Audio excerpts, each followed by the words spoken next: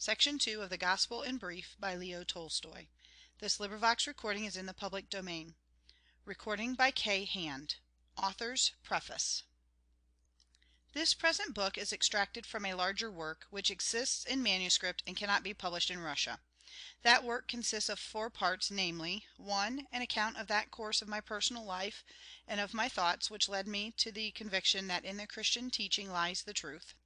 2. An investigation of the Christian teaching, first according to the interpretation of the Greek Church solely, then according to the interpretation of the churches generally and the interpretation of the apostles, councils, and so-called fathers. Also an exposition of the falsity in these interpretations. 3. An investigation of the Christian teaching, based, not upon the above interpretations, but solely upon the words and deeds ascribed to Christ by the 4 Gospels. 4. An exposition of the real meaning of the Christian teaching, of the motives for its perversions, and of the consequences to which it should lead. From the third of these parts this present volume is condensed. I have there effected the fusion of the 4 Gospels into one, according to the real sense of the teaching. I had no need to digress from the order in which each Gospel is written, so that in my harmonization the transposition of verses, rather than being more, are less numerous than in the greater part of those known to me, and in our Grechlevich's version of the 4 Gospels. In my treatment of the Gospel of John there is no transposition, but all stands in the same order as the original. My division of the Gospel into 12 chapters, or 6, since each pair of the 12 may be taken as one, came about spontaneously from the nature of the teaching. The following is the purport of the chapters. 1. Man is the son of the infinite source of being. He is the son of this Father, not by the flesh, but by the Spirit. 2. And therefore man must serve the source of his being in the Spirit. 3. The life of all men has a divine origin. This origin only is sacred. 4. And therefore man must serve this source of all human life. This is the will of the Father.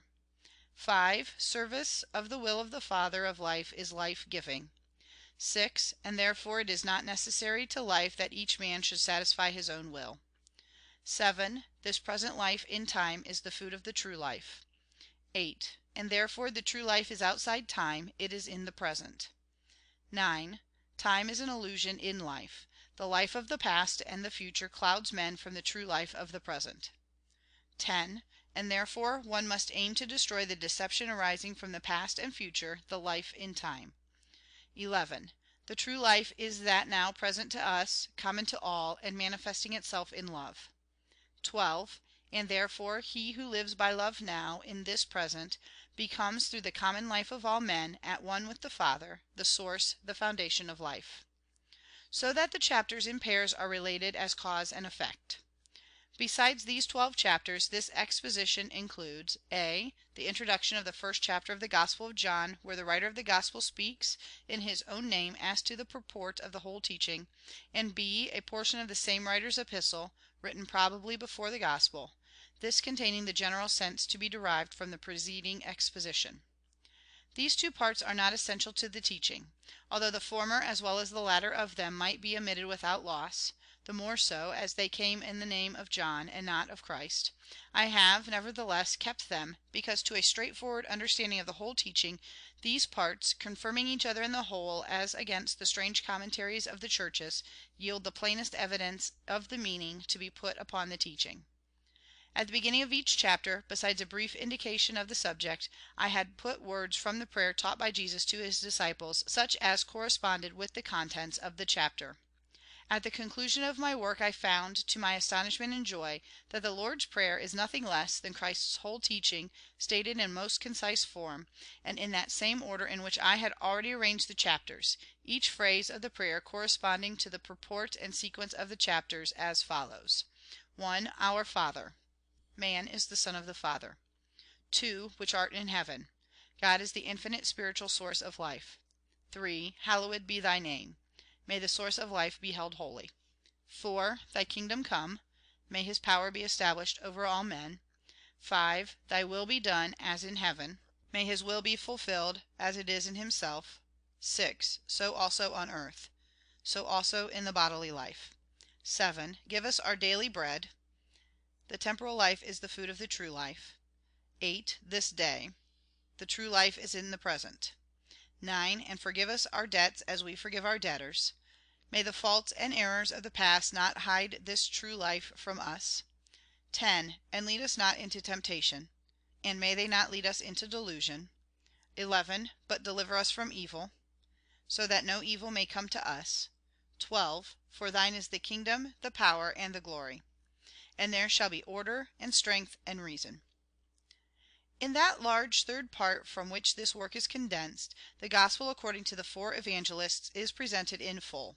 But in the rendering now given, all passages are omitted which treat of the following matters, namely, John the Baptist's conception and birth, his imprisonment and death, Christ's birth and his genealogy, his mother's flight with him into Egypt, his miracles at Cana and Capernaum, the casting out of devils, the walking on the sea, the cursing of the fig tree, the healing of the sick and the raising of dead people, the resurrection of Christ himself, and finally the reference to prophecies fulfilled in his life.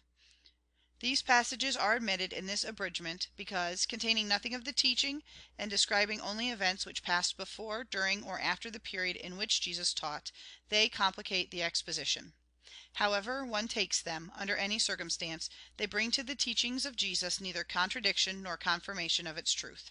Their sole significance for Christianity was that they proved the divinity of Jesus Christ for him who was not persuaded of this divinity beforehand.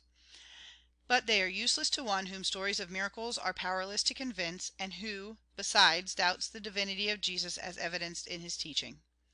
In the large work, every departure from the ordinary version, as well as every comment added to the text, and every omission, is made clear and proved by the comparison of the various versions of the Gospels, from the examination of contexts, and finally by considerations, philological and other. But in the present abridged rendering, all these arguments and refutations of the false understanding of the churches, as well as the minute notes and quotations, are omitted, because, however true and exact they may be in their places, they cannot carry conviction as to the true understanding of the teaching. The justness of a conception of this kind is better proved, not by arguing particular points, but by its own unity, clearness, simplicity, fullness, as well as by its harmony with the inner feelings of all who seek truth. Speaking generally in regard to what divergence there is between my rendering and the Church's authorized text, the reader must not forget that it is a gross error to represent the four Gospels, as is often done, to be books sacred in every verse and in every syllable. The reader must not forget that Jesus never himself wrote a book, as did, for instance, Plato, Philo, or Marcus Aurelius; that he, moreover, did not, as Socrates did, transmit his teaching to informed and literate men, but spoke to a crowd of illiterate men, and that only a long time after his death men began to write down what they had heard from him. The reader must not forget that a great number of such accounts have been written, from which, at first, the churches selected 3, and then another. Moreover, in selecting those which seemed to them the best, according to the proverb, "No stick without knots," the churches, out of the enormous heap of the Christian literature, have been forced to take in with their bargain a great many knots, so that the canonical Gospels contain nearly as many faulty passages as those Gospels rejected as apocryphal. The reader must not forget that it is the teaching of Christ which may be sacred, but in no way can a certain measure of verses and syllables be so, and that certain verses, from here to here, say, cannot be sacred merely because men say they are so. Moreover, the reader must not forget that these selected Gospels are, at any rate, the work of thousands of various brains and hands of men, that during centuries the Gospels have been selected, enlarged, and commented upon, that the most ancient copies which have come down to us, from the 4th century, are written straight on, without punctuation, so that even after the 4th and 5th centuries they have been the subject of most diverse readings, and that such variations in the Gospels may be counted up to 50,000. The reader must have all this present in mind in order to disengage himself from the opinion, so common among us, that the Gospels in their present shape have come to us directly from the Holy Spirit. The reader must not forget that, far from it being blamable to disencumber the Gospels of useless passages, and to illuminate passages the one by the other, it is, on the contrary, unreasonable not to do this, and to hold a certain number of verses and syllables as sacred. On the other hand, I pray my readers to remember that, if I do not hold the Gospels to be sacred books emanating from the Holy Spirit, I yet less regard the Gospels as mere historical monuments of religious literature. I understand the theological as well as the historical standpoint on the Gospels, but regard the books myself from quite another. I pray the readers of my rendering not to be misled, either by the theological view or by that other, so usual in our day among educated men, the historical view, neither of which I hold with. I consider Christianity to be neither a pure revelation nor a phase of history, but I consider it as the only doctrine which gives a meaning to life. And it is neither theology nor history which has won me to Christianity, but just this, that when 50 years old, having questioned myself, and having questioned the reputed philosophers whom I knew, as to what I am, and as to the purport of my life, and after getting the reply that I was a fortuitous concatenation of atoms, and that my life was void of purport, and that life itself is evil, I became desperate, and wished to put an end to my life. But after recalling to myself how formerly in childhood, while I still had religious faith, life possessed meaning for me, and that the great mass of men about me who hold to faith and are uncorrupted by wealth possess the meaning of life. After all this, I was brought into doubt as to the justness of the reply given to me by the wisdom of men of my own station, and I tried once more to understand what answer it is that Christianity gives to those men who live a life with meaning. And I embarked upon the study of Christianity, as to what in this teaching guides the lives of men. I began to study that Christianity which I saw applied in life, and to make the comparison of this applied Christianity with the sources whence it percolates. The source of the Christian teaching is the Gospels, and there I found the explanation of the spirit which animates the life of all who really live. But along with the flow of that pure life-giving water, I perceived much mire and slime unrightfully mingled therewith, and this had prevented me so far from seeing the real pure water. I found that, along with the lofty Christian teaching, are bound up the teachings of Hebraism and the Church, both of which are repugnant and foreign to the former. I thus felt myself in the position of a man to whom is given a sack of refuse, who, after a long struggle and wearisome labour, discovers among the refuse a number of infinitely precious pearls.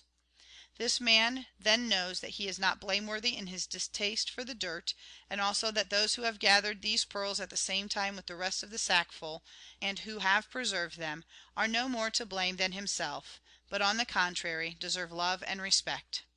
I knew not the light, and I thought there was no sure truth in life, but when I perceived that only light enables men to live, I sought to find the sources of the light. And I found them in the Gospels, despite the false commentaries of the churches. And when I reached this source of light, I was dazzled with its splendor, and I found there full answers to my questions as to the purport of the lives of myself and others, answers which I recognized as wholly harmonious with all the known answers gained among other nations, and, to my mind, surpassing all other answers. I sought a solution of the problem of life, and not of a theological or historical question, and that is why I was indifferent to know whether Jesus Christ is or is not God, and from whom proceeds the Holy Spirit, etc. And it is just as unimportant and unnecessary to know when and by whom such and such a gospel was written, and whether such and such a parable came from Jesus himself or not. For me, the only important concern was this light, which for 1800 years has shone upon mankind, which has shone upon me likewise, and which shines upon me still. But to know more than this how I ought to name the source of this light, what elements compose it, and what kindled it, I in no way concerned myself. I might end this preface here if the Gospels were newly discovered books, and if the teaching of Jesus had not been, these 1800 years, the subject of a continuous series of false interpretations. But today, to rightly understand the teaching of Jesus, as he must needs have understood it himself, it is indispensable to know the chief causes of these false interpretations. The prime cause of such false interpretations, which make it now so difficult for us to recover the true teaching of Jesus, is the fact that, under the cover of the Christian teaching, have been preached the teachings of the Church, which are made up from explanations of the most contradictory writings, in which only a small part of the true teaching enters, even that being distorted and adapted to the commentaries.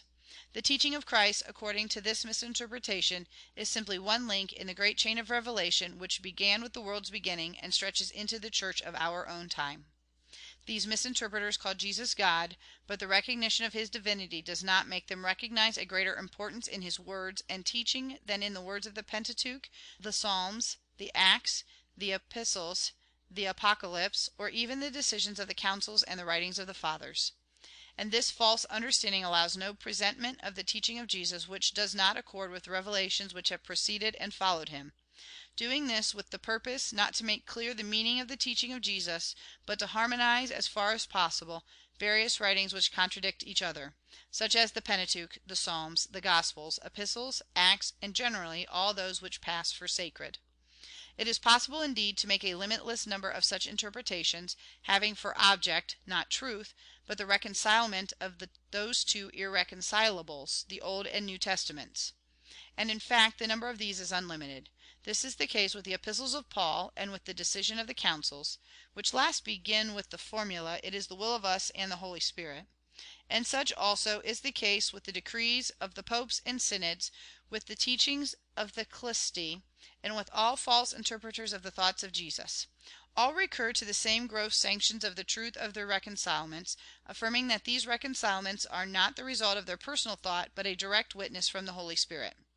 Without entering upon an analysis of these different dogmatic systems, each of which pretends to be the only true one, we may nevertheless well see that all of them, beginning by holding sacred the multitude of writings which make up the Old and New Testaments, thereby impose upon themselves an insurmountable barrier to the understanding of the real teaching of Jesus; and out of this confusion necessarily results the possibility, and even the necessity, of an infinite variety of opposed sects. The reconcilement of all the revelations can be infinitely varied, but the explanation of the teaching of one person, and one looked upon as a God, should, on the contrary, not give rise to any difference of sect. It is impossible there should be conflicting ways of interpreting the teaching of a God come down to earth. If God had so come down to reveal unfailing truth to men, at least he would have revealed it in such a way that all might understand. If, then, this has not been done, that is because it was not God who came; or if, indeed, the truths of God are such that God himself cannot make them plain to mankind, how can men do so? If, on the other hand, Jesus was not God, but only a great man, his teaching can still less engender sects.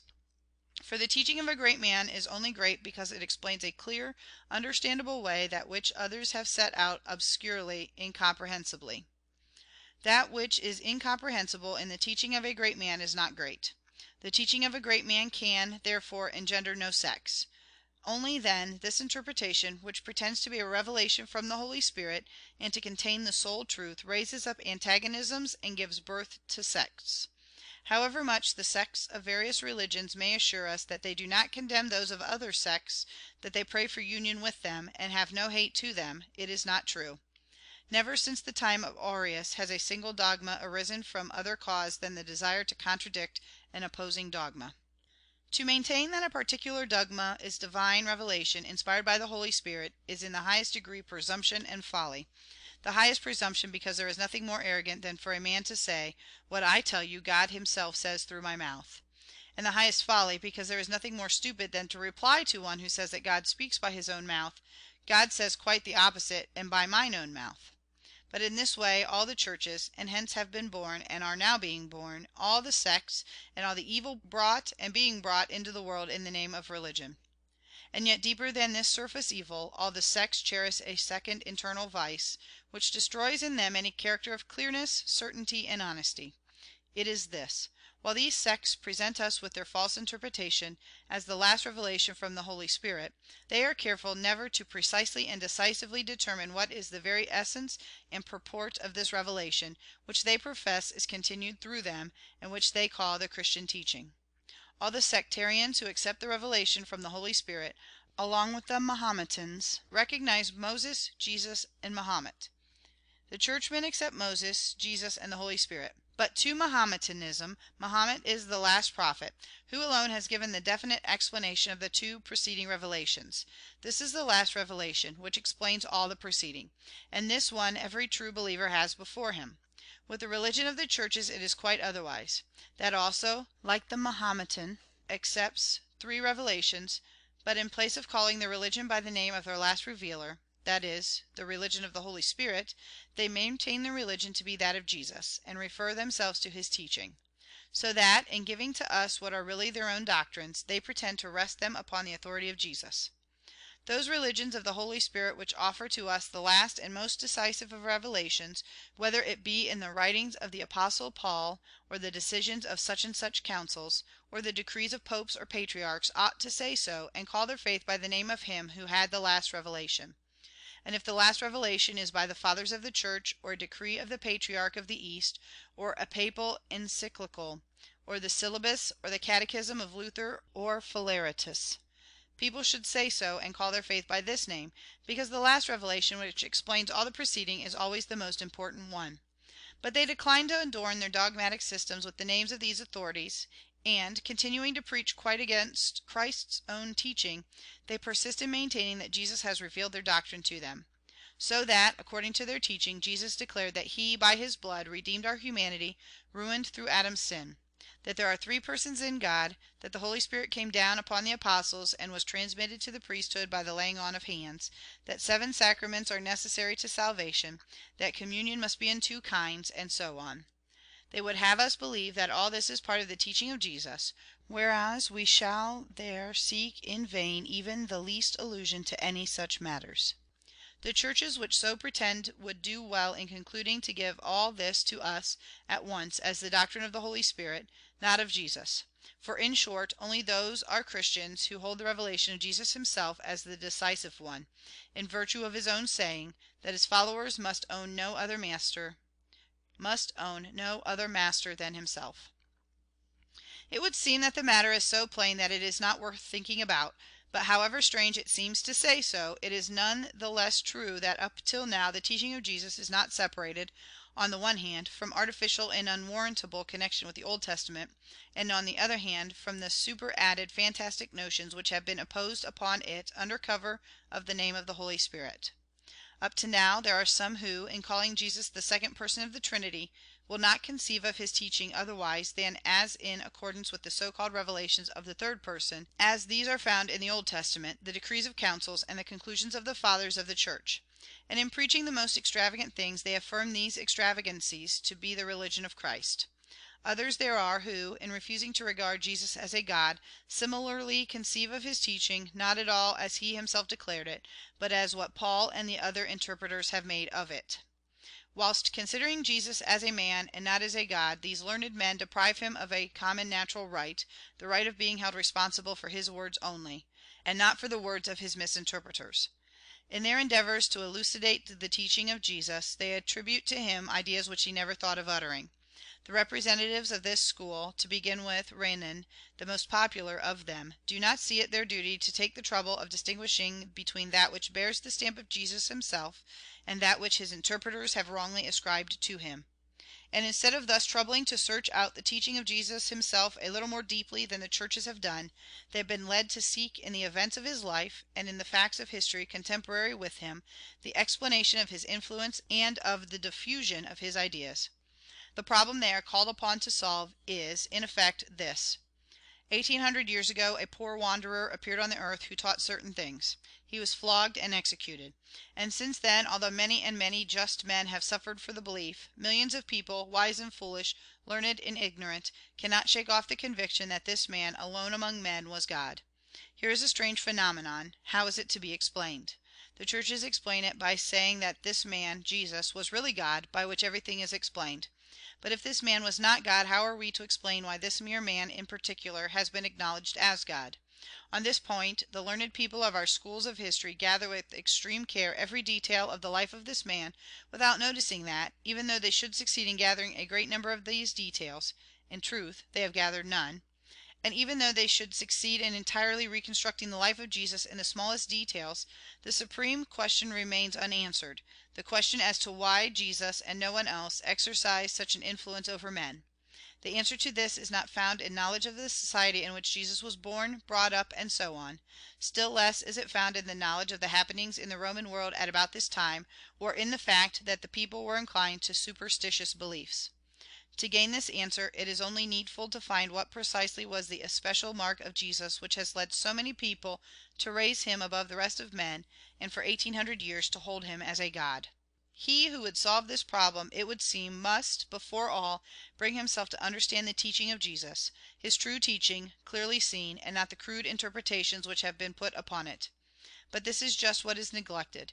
The learned historians of Christianity are so satisfied to think that Jesus was no God, they are so keen to prove that his teaching holds nothing divine, and is, therefore, not binding. that they are not alive to a very plain fact. They do not see that, the more they prove Jesus to have been simply a man and in nothing divine, the darker and more insoluble they make the problem they have in hand. They are making their full efforts to prove that he was simply a man, that therefore his teaching is not obligatory. To see clearly this astonishing error, one has only to remember the last writings of Renan's follower, M. Have, who remarks, with much simplicity, Christ was never, in anything, a Christian. And M. Sauret, for his part, is altogether ravished with the idea that Jesus was a cultureless man, a simple soul. The essential thing is this, not to prove that Jesus was no God, and his doctrine not divine, any more than to prove he was not a Catholic, but to know what his teaching essentially is, that teaching which has seemed to men so lofty and so precious, that they have again and again owned him for God who gave it to them.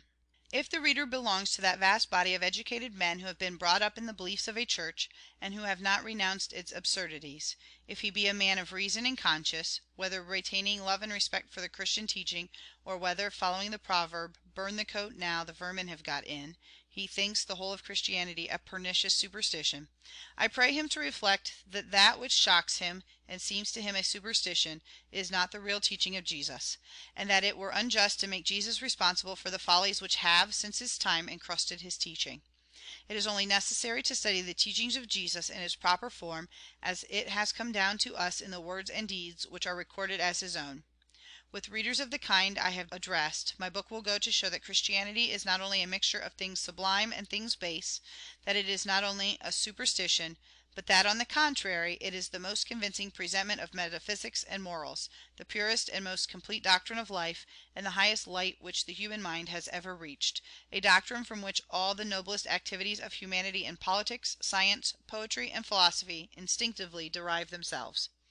If, on the other hand, my reader belongs to that small minority of educated men who remain attached to church doctrines, and who accept religion, not for an outward end, but to gain inward quietude, then I ask such a reader to remember that the teaching of Christ, as set forth herein, is quite other than that teaching as he has been given to understand it, and that therefore the question for him is, not as to whether the doctrine here put before him agrees with his beliefs, but as to which is more in harmony with his reason and his heart, the teaching of his church composed of reconcilements of many scriptures, or the pure teaching of Jesus.